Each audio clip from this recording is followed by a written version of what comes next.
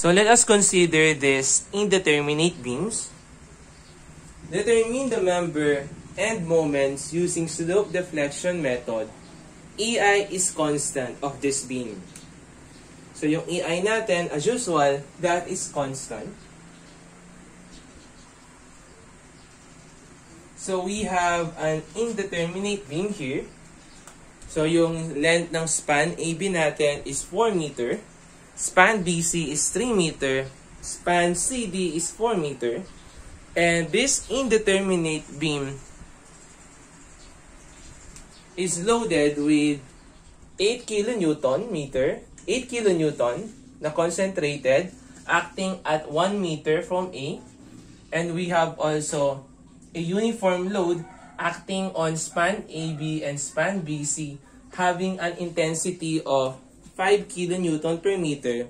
And lastly, yung varying load natin having an intensity of 9 kilonewton per meter dun sa last span natin na meron tayong distance dito na 1 meter from support C. So hahanapin natin yung mga value ng mga end moments natin using slope deflection method.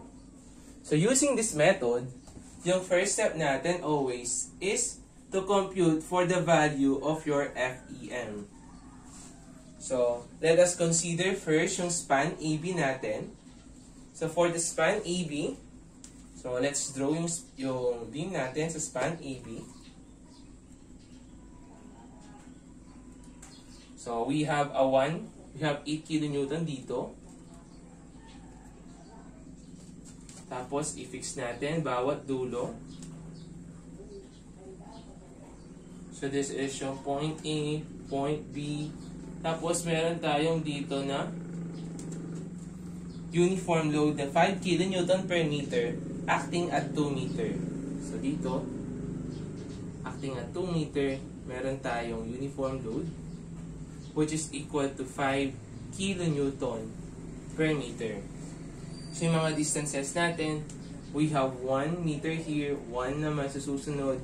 And then, sa uniform load natin, meron tayong distance na 2 meter. So, yung total length ng span natin, that is equal to 4 meter.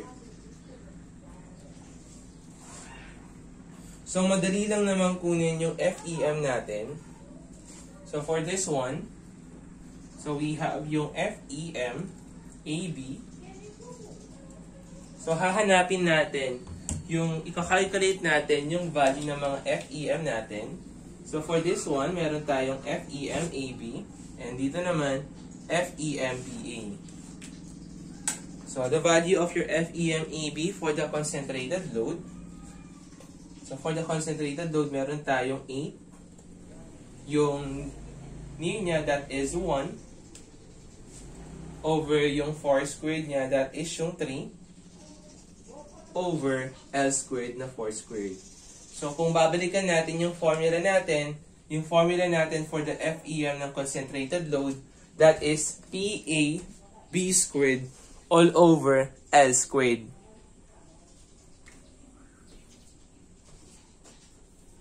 So, for this one, plus, eto namang uniform load natin. So, for this uniform load, meron tayong given na formula kapag yung uniform load natin is acting at midspan. But for the sake of discussion, so gawin na lang natin is consider na lang tayo ng strip dito kasi gagamitin nating formula is yung for sa concentrated load. So remember, yung FEM natin sa AB, it was formulate yung mga FEM natin considering concentrated load. Yung formula niya is P near 4 squared all over L squared. So for this example, yung gagawin natin is gagamitin natin yung formula natin for concentrated load dito sa uniform load natin acting at midspan. So let us consider a strip here. So pag na-consider tayo na dyan ng strip, meron yung differential width na dx. Tapos, mag-designate ka dyan. So, let's say, from B, ito yung x natin from B. Therefore, yung P natin, this is the value of your P. This is the value of your P. Wherein yung P natin, yung value niyan is yung area ng strip natin. So that is 5. Yung height natin dito is 5 dx. So kung ilalagay natin sa formula following this formula, so we have a value of your P which is equal to 5 dx. The value of your A here is equal to, so yung hinahanap natin is FEM-AB, so yung A natin, eto yan. So yung value natin for that is equal to 4 minus x. So yung value ng A natin in this example is 4 minus x. Yung B naman natin, that is equal to yung kabila, which is yung x squared all over yung whole length natin, which is equal to 4 squared. So since meron tayong dx or yung differential strip natin dito, meron tayo dyan. So yung gagawin natin is mag-integral tayo. So yung lower limit niya is nag-start siya at 0. Then nag-end naman siya at x is equals to 2. So let's calculate first yung value ng concentrated load natin. So for the value of your concentrated load, that is equal to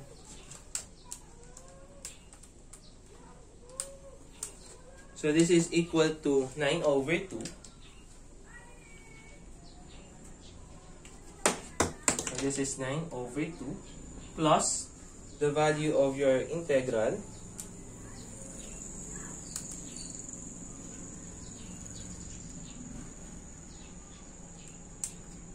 which is equal to 25 over 12. So the value of your FEM now is equal to 79 over 12 kilonewton meter squared. Yung rotation natin dito, that is counterclockwise. So yung susunod naman is we will calculate for the value of your FEM sa span BA. So for that, babaliktaran lang natin yung mga values natin dito. So for this one, you will have 8 multiplied by 3 multiplied by 1 squared all over 4 squared plus, so yung integral natin, that is yung P natin, 5 dx. The value of your is x. Babaliktaran lang natin. X squared over 4 squared integral of 2 to 0. So the value of your FEMBA is equal to, so first yung concentrated load muna natin. So that is equal to 3 over 2 plus etong sa integral natin.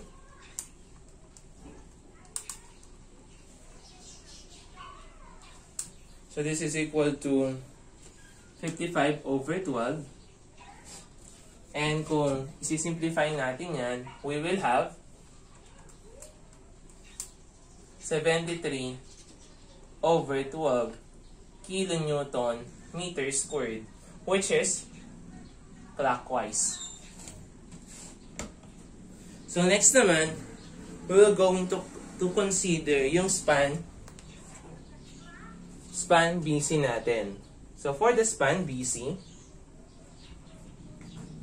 so we have a uniform load here.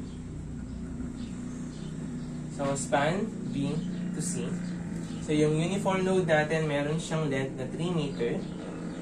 And meron siyang intensity which is equal to 5 kilonewton per meter. So yung hahanapin natin dyan is yung mga FEM natin acting on point B and point C. So this is what we call yung FEM natin, BC. Tapos yung sa kabila, FEM, at point C papuntang B. So let's calculate for the value of your FEM there. So since we have only a uniformly distributed load acting on the full length of your span. So, meron tayong formula dyan, which is equal to W all squared over 12 is equal to, so we have a value of your W which is equal to 5. Yung length niya is 3 squared over 12. So the value of your FEM is now equal to 3.75 kilonewton meter. And yung rotation niya is counterclockwise. So next naman, same lang naman yung formula natin na susundan natin in computing for the value of your FEM on point CB. So that is also equal to WL squared over 12. So 5 times 3 squared over 12. So we have the same value. Kaso yung pinagkaiba lang natin dito, yung rotation natin. So for this one, yung rotation niya is clockwise. So next, after considering yung BC, lastly, we will consider span CD. So for the span CD, we have a length of 4 meter. So meron tayong length dyan na 4 meter.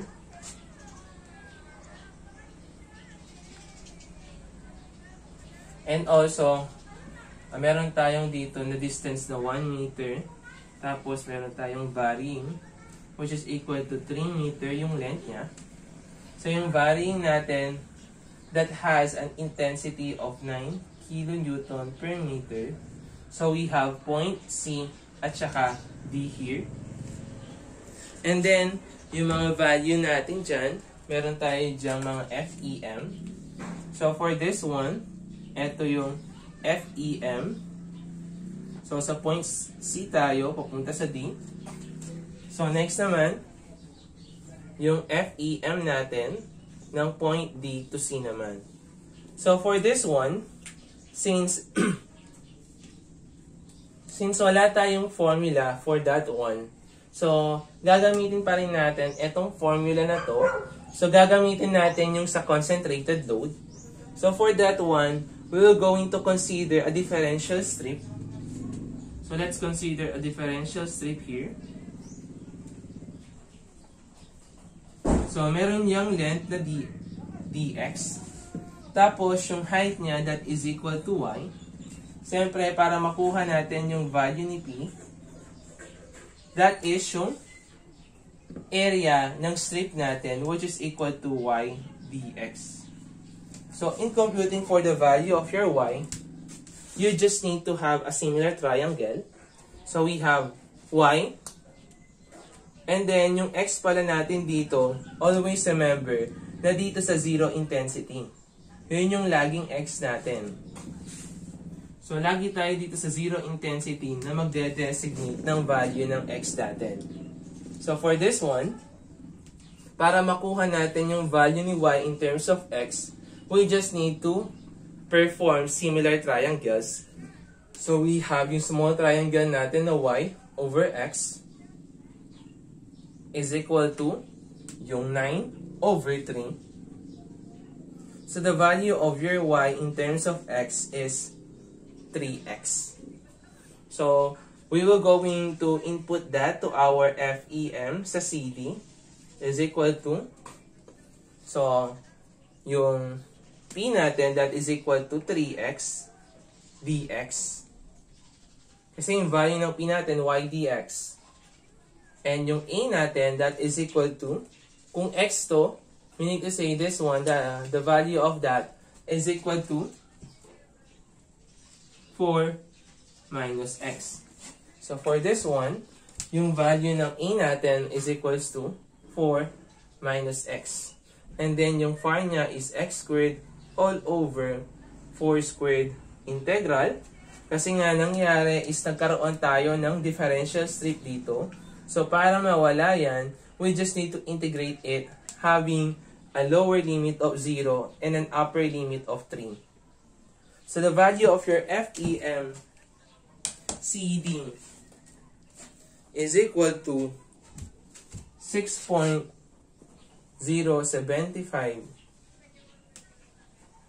kilonewton meter. So yung rotation niya is counterclockwise. So for the last FEM natin, so hahanapin natin yung value ng FEM DC. So for this one, parehas lang naman yung upper tsaka lower limit natin. The value of your P is the same. Kaso magkakabaliktad lang yung mga values ng A at tsaka B natin. So for this one, yung 4 minus X yung nakasquared. So we have a value of 5.7375 kilonewton meter clockwise. So, nakuha na natin yung mga set of FEMs natin.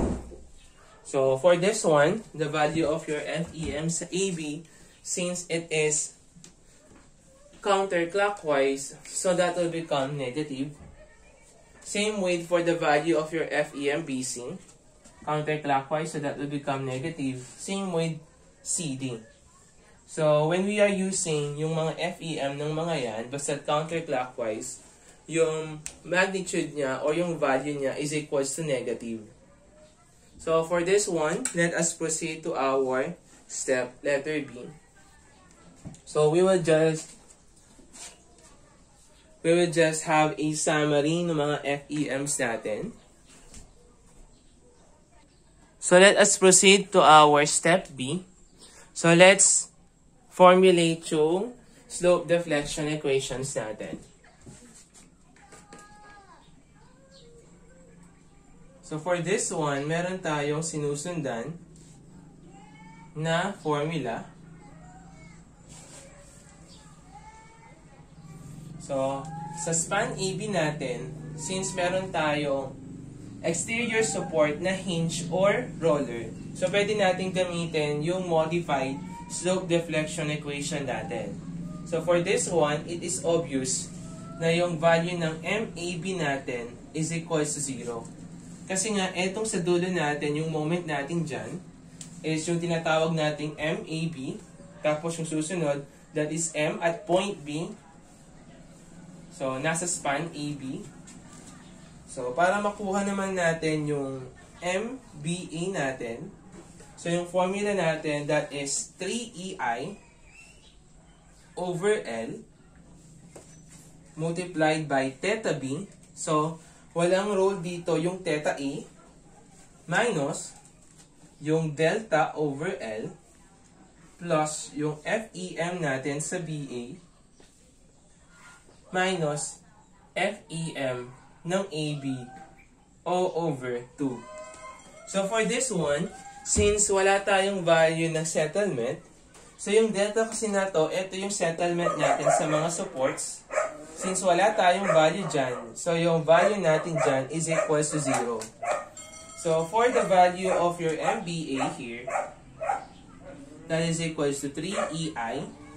Yung length ng span natin, that is equal to 4, multiplied by theta B minus 0, plus yung FEMBA natin, which is equal to positive 73 over 12, minus yung FEM natin sa AB, which is equal to negative 79 over 12 divided by 2.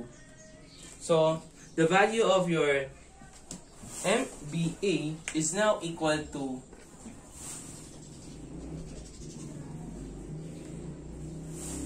3EI theta P all over 4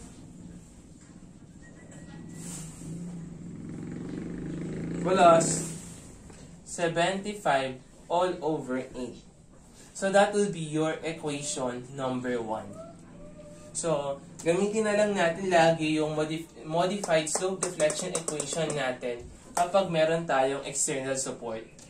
Since yung span BC natin nasa kalagitnaan, so hindi natin magagamit yung slope deflection na modified.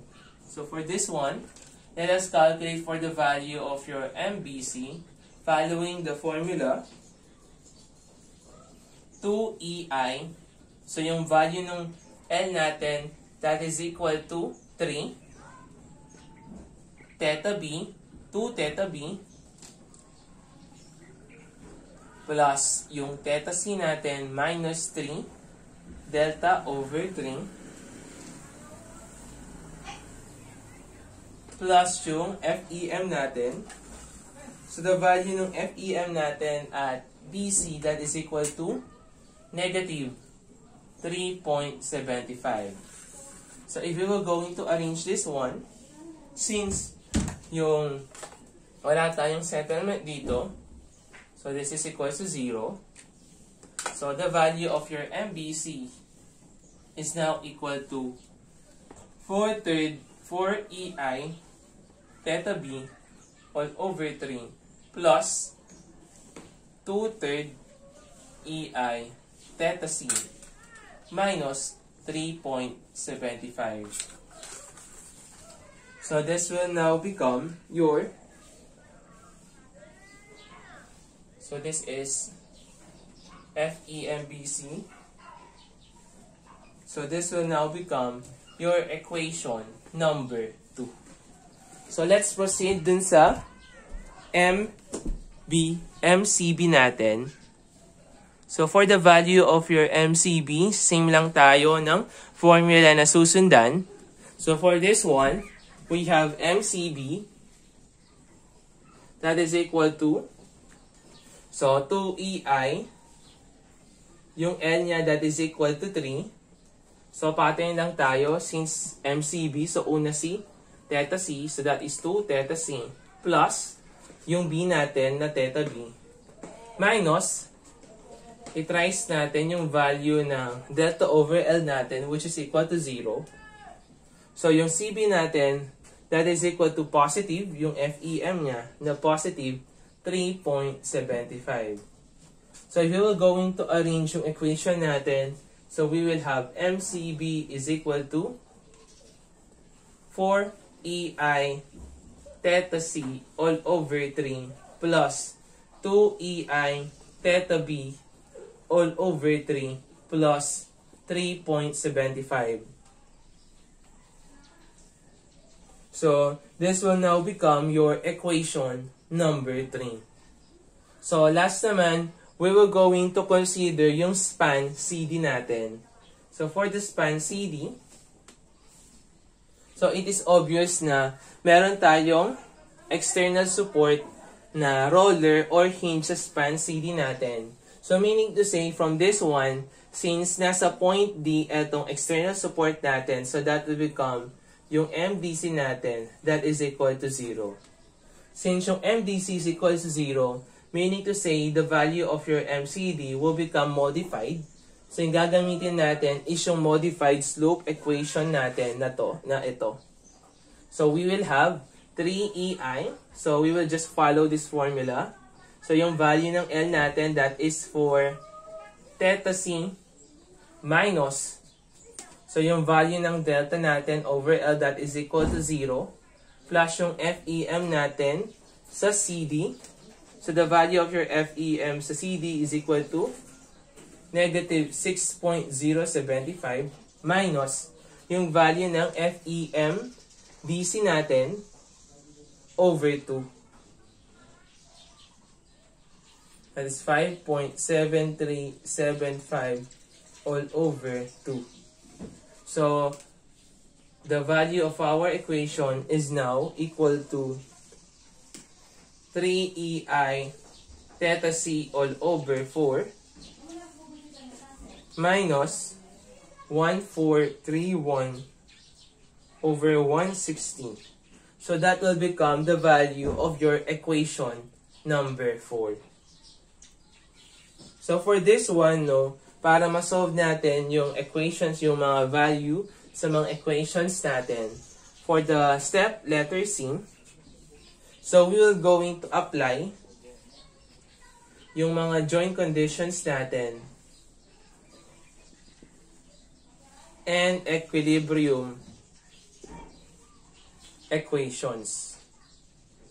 So, for this one, let us consider first, siyempre, dito sa joint A natin, wala na tayong magagawa dyan kasi na-apply na natin yung condition natin dyan. So, agad na natin na-apply yung condition sa joint A nung in-equate natin yung MAB which is equal to 0, so agad-agad dito na tayo sa joint B. So at joint B, since it is an internal support, so it is an internal roller, so meaning to say yung gagawin natin dyan is yung value ng moment natin, so the value of your MBA, plus yung value ng moment natin sa kabila na span BC, so that is MBC is equals to 0. So if we were going to use this equation, we can formulate another equation. So we just need to substitute yung mga values ng MBA natin, so which is yung equation 1 natin. So from MBA, eto sa equation 1, so we have 3EI theta B all over 4 plus 75 over 8 plus the value of your MBC. Eto naman yan sa equation 2 natin, so we will have 4EI theta B all over 3 plus 2EI theta C all over 3 minus 3.75 is equals to 0. So if we're going to arrange this one, so mangyayari niyan, we will have a value. So etong theta B, ipag-add natin yung dalawa. So we will have a value of 25 EI theta B all over 12.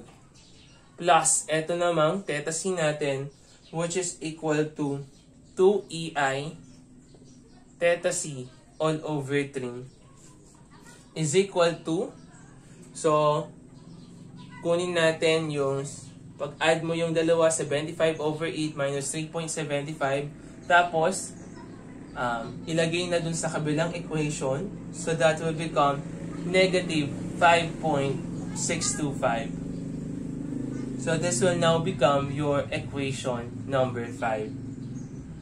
So lastly, since meron na lang tayong isang joint, so that is yung joint C natin. So for this one, no, hindi na natin i-consider yung point D natin. Kasi at joint D, na-apply na natin kaagad yung condition natin that your value sa point MBC is equal to 0. So yung point C na lang yung i-consider natin. So since internal roller yan, so we will have yung moment natin sa CB plus yung moment natin sa CD is equals to 0. So apply lang natin yung mga nakuha nating mga equations dito. So for MCB, etong equation 3, i-write lang natin. So we will have 4EI theta C over 3 plus 2EI theta B all over 3 plus 3.75 plus the value of your MCD, wherein ito yung value ng MCD natin na 3EI theta C all over 4 minus 1431 over 160 is equals to 0. So kung aayusin natin yung mga formulas natin, so meron tayo dito na theta C. So meron tayong theta B. So, write muna natin yung theta B natin. So, we have 2EI theta B all over 3. Tapos, yung theta C naman natin. So, we will have yung 4/3 plus natin yung 3/4. So, you will have positive 25 EI theta C all over 12 is equals to, so, pag minus natin yung dalawa, tapos, i-transpose siya. So, you will have positive 831 over 160. So that will become your equation number 6. So after computing for the value ng mga equations natin, through the aid of our joint conditions, nagkaroon tayo ng dalawang equation. So for this one, nagkaroon na lang tayo ng 2 unknowns, referring to equation 5 and equation 6. So, yung hinahanap na lang natin dito is yung theta B, EI theta B, and the value of your EI theta C. So, nandito yung EI theta B natin and the value of your EI theta C. So, we will just equate yung equation 5 natin and equation 6 to solve for our end moments. So, let us equate yung equation 5 and equation 6 using mode 5.1.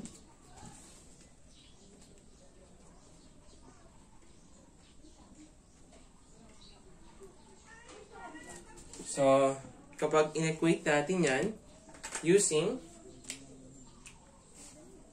mode 5.1. So, the value of your EI theta B and the value of your EI theta C is equal to, so we have here na negative 3.89679 kilonewton meter squared. Or kung gusto mong i-positive to, just indicate the direction. So yung direction natin dito, that is equal to, since negative yan, siyempre counterclockwise. So for the value of your EI theta C, we have 3.73997 kilonewton meter squared. So for this one, yung hinahanap lang naman sa problem number 2 natin, yung value ng mga end moments natin. So meron na tayong value ng mga end moments natin sa MAB at saka dito sa MBC natin. So hahanapin na lang natin yung value ng mga moments natin dito. So for this one, kunin natin yung value ng moment natin at PA. So, to solve for that moment, and also kunin din natin yung value ng moment natin sa CD. So, for this one, gagawin lang naman natin is, we will just substitute yung value ng EI theta B natin, which is equal to EI theta B. That is equal to negative 3.89679. So the value of your MBA is equal to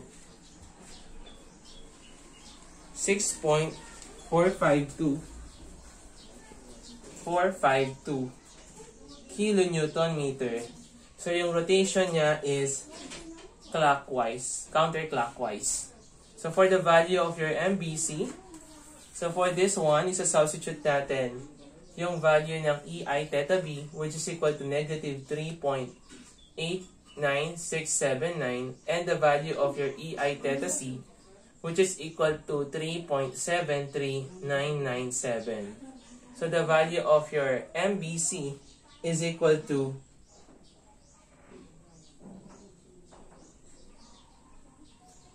ito pala. That is equal to negative 6.452 kilonewton meter. And yung rotation naman natin, that is counterclockwise. So for this one, no, nagkamali lang ako. For MBA, yung rotation natin is clockwise. So next naman, we are going to calculate for the value of your MCB. So for this one, yung EI theta C natin, i-substitute lang natin. So EI theta C, that is 3.73997. And the value of your EI theta B, which is equal to negative 3.89679. So the value of your MCB is equal to positive 6.139 kilonewton meter. And yung rotation niya is clockwise. So lastly, for the value of your MCD naman, so same approach lang. So the value of your EI theta C na 3.73997 equals, so that will become negative 6.139 kilonewton meter. So yung rotation natin dyan, since it is negative, is counterclockwise. So, ganun lang yung procedure natin in dealing with slope deflection method. So, since hindi naman nire-require sa problem natin na hanapin yung value ng mga reactions, so yan na yung magsisilbing solution natin.